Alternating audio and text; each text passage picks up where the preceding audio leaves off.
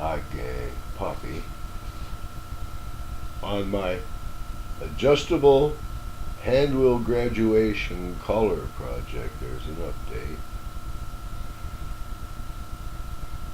I'm going to soon acquire a handwheel that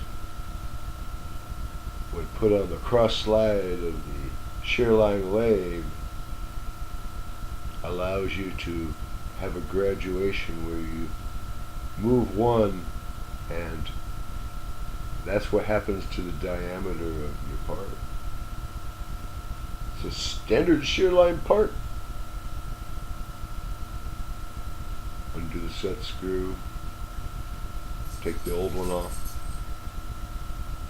put the proper tension from behind and make sure the screw's going to be snuggy ruggy, and put the new hand wheel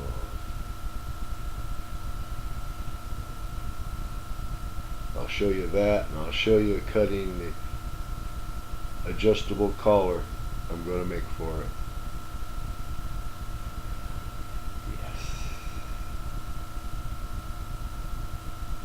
And along the way I'll have to show you some cylindrical grinding. A solution I came up with for turning the shear line lathe spindle backwards at a nice slow constant speed with a standard shear line part you may already have if you have their lathe and do any amount of serious work with it. I bet you got this part already.